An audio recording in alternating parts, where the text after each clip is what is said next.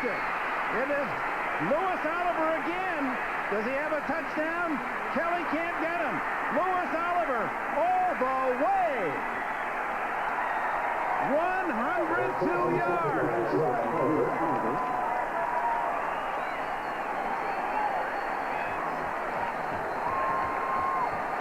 Oh, don't celebrate too much here. Intended receiver, Thurman Thomas. Jim Kelly stuck with him. You'll see Thomas running the motion. They're now saying, Bob, excuse me, because this is a historic, perhaps, run by Oliver. 105 yards. Kelly just misses him. That'll be close to an all-time record. I don't believe it is the NFL mark, but it's got to be very close. He's the guy who got hit by Tasker, stays in the ball. Hey folks, I am so late getting this video shot and trying to get it uploaded. I'm trying to get it done before the games even start today. I had a project I had to do around the house yesterday, and I was up well past midnight trying to get it done, and so here I am. Anyway, let's talk about the past week in the NFL. First, last week I was riding the best 2-game stretch I've had all season as far as picks. I had been 13-2 the week before last, and I think 9-5 the week before. So that's like, what is that? That's 22-7 or something like that. Was doing really well. Then the bottom fell out last week. I went 4-9, and man, it was miserable. I don't know how many other people felt that way about their picks, but yeah, that last week was atrocious. This week hadn't started much better. I picked the Steelers to beat the Browns. I didn't feel like the Browns could put together two good games in a row, but they did. And then let's talk briefly about that altercation at the end of the game. Myles Garrett gone for the year. Well deserved. And I don't think that he would argue that, though I do hear he's appealing the suspension. Yeah, what can you say? He's just very lucky that scene didn't end a lot more tragic. Hey, Aretha. He's just very lucky that scene didn't end up being a lot more tragic than what it was. If he had caught that quarterback with the top of the helmet instead of the bottom, he could have killed the man. And that, there's just no place in football for that. You gotta watch out for even the guy across the line from you. You gotta watch out more than that. Just take care. Okay. As far as the other suspensions, all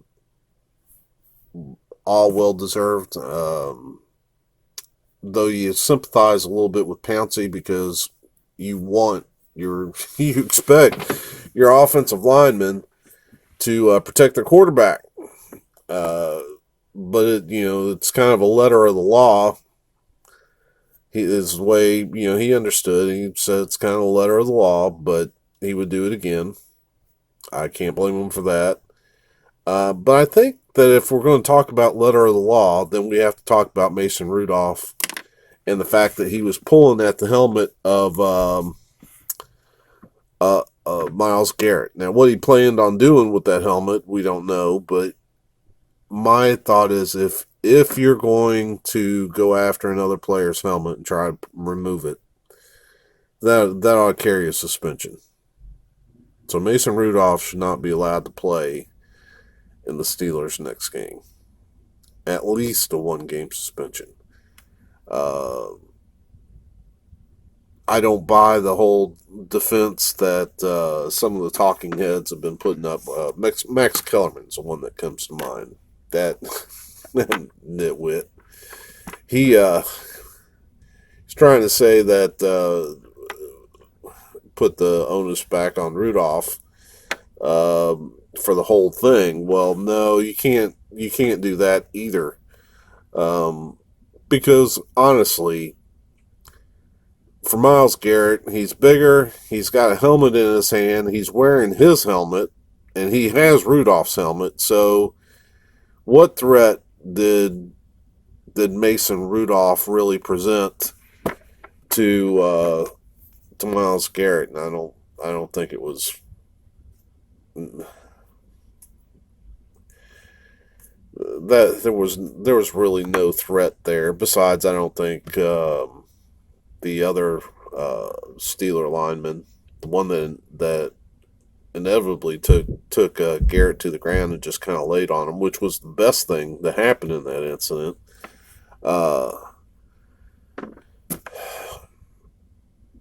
Yeah, yeah, there was no threat. There was no threat. So, anyway, I think it has shaken out pretty much the way it should have. But I do think Rudolph needs to be suspended. And I can't remember the linebacker that shoved Rudolph in the back. You know, that was pretty. That was Bush League, and he earned his suspension as well. Okay, so let's move on from Thursday, where I'm 0-1 already, and go to these early games. Knock them out. Jets at Redskins.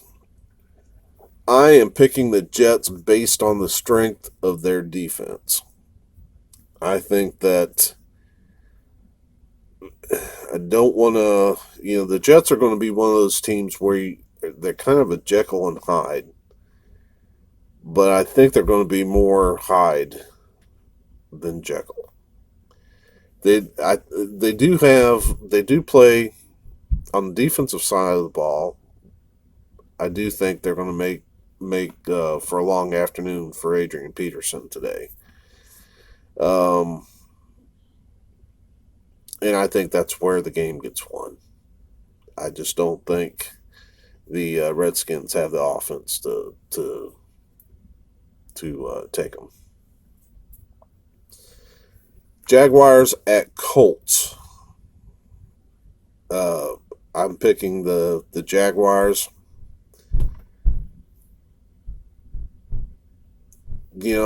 And a lot of that, this is one of those games that really, there were a lot of reasons to pick the Colts. One, Jacoby Brissett has not been out nearly as long as Nick Foles, so I don't feel like there's as much rust to knock off there. They're playing in Indianapolis. I just feel like the Jaguars, I just have it in my gut, the Jaguars are going to play a good game today. And, well, I think not only do I think the Jaguars are going to have maybe a better game than we expect, but, and this pains me to say it, but Adam Vinatieri, I hate to see him struggle like that. Yeah, he's a former Patriot, and we all know how I feel about the Patriots, but I've always respected Adam Vinatieri. He's always been a clutch kicker. I consider him to be perhaps the greatest kicker that I've ever seen over the course of his career. But this year has been horrible for him, missing kicks here and there. And I guess what made me switch over to the Jaguars is because he missed a kick. I believe he missed a kick last week that really cost them the game against the Dolphins. So yeah, I got to go with the Jaguars. All right, next game, Bills at Dolphins. Interesting.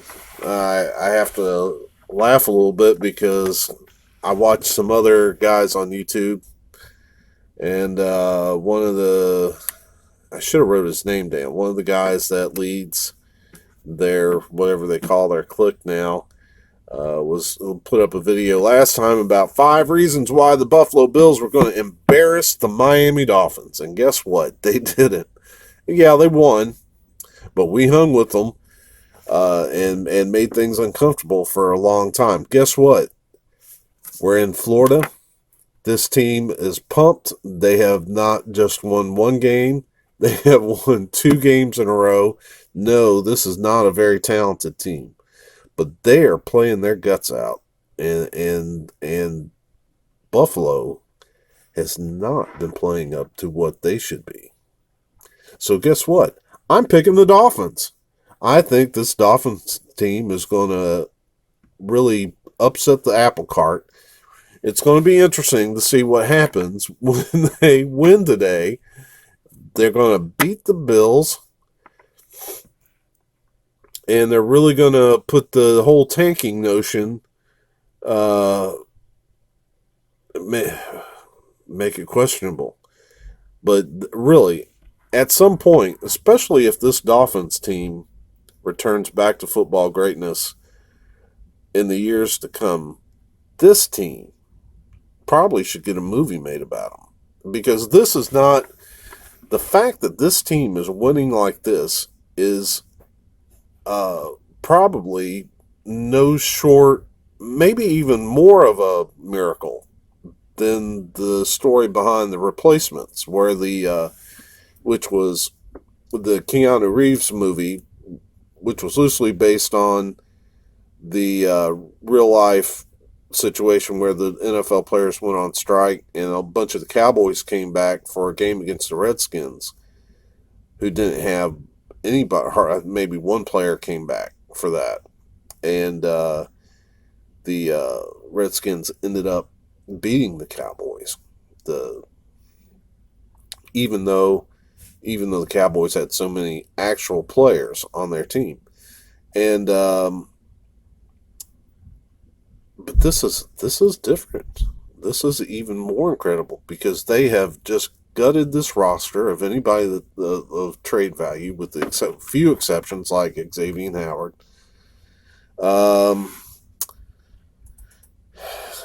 And you've got Ryan Fitzpatrick, I guess, in the Keanu Reeves role. And yeah, this is an amazing story. I can't wait to see how this season plays out for the Dolphins. But this is some incredible stuff that I don't think people are giving the Dolphins credit for. And Brian Flores especially. I mean, what a coach to get these guys to play at this level, given how little talent he has to work with. All right, Denver at Minnesota. Minnesota. I don't think, Flacco has been up and down, but the Vikings, they're playing tough. They're playing tough football. They'll get it. New Orleans at Tampa Bay. Again, I still think New Orleans, even after having been shocked by the Falcons, and who saw that coming? Man, that was one of the games that threw me last week. That's not going to happen 2 weeks in a row. So I'm taking the New Orleans Saints. New York Jets against the Washington Redskins. Haven't we talked about the Jets already? Yes, we have. I'm looking at 2 different things. So I have the Jets winning that. Atlanta Falcons at Carolina Panthers. I'm taking the Panthers. They're at home. I don't see the Falcons being able to be that consistent to pull it off upsets 2 weeks in a row. I know I heard somebody on TV talking about how the Falcons normally play well against the Panthers, but I just don't see. There's a reason why this team is 2-7, and so yeah, we're going to look at it that way. Let's go back here. I'm looking at two lists that are not in the same order, so I'm going to go back and make sure I didn't miss anything. Cowboys at Lions. Oh man, gotta pick the Cowboys. As much as it pains me to, I hate the Cowboys, and I like the Lions. But with Matt Stafford being out, I think the Lions can give them a game. You know, it's not like they're going to fall apart just because he's not in the lineup. But I do think that he is such a good quarterback that they will miss him. And the Cowboys. Let's look at their records real quick, if I can find them. Okay, so we got Dallas at 5-4. Yeah, Detroit 3-5-1. Detroit. It's like I heard somebody say on TV the other day. Detroit just gets in the way of themselves, and whether we can't blame the Packer game as on that, because that was the referees getting in their way. But still, they look at times like they should be have a much better record, but they don't. But with Stafford out, I just have to go with the Cowboys. So, Texans at Ravens. This should be a really good game. It's playing in this. It'll be one of the games. I think the Cowboys and Lions is one of the early games I'm getting. I'll kind of go back and forth between that and Houston and Baltimore, who will be on the other station. Both of these are good teams. Houston 6-3, Baltimore 7-2. But it's in Baltimore, and man, they're just hot. So I think I'm going to go with Baltimore here. But this could be a shootout, and I wouldn't bet the farm on it. It's both of these teams are quite talented, but I think the Ravens at home, you gotta go with them, gotta give them the advantage. Cardinals at 49ers.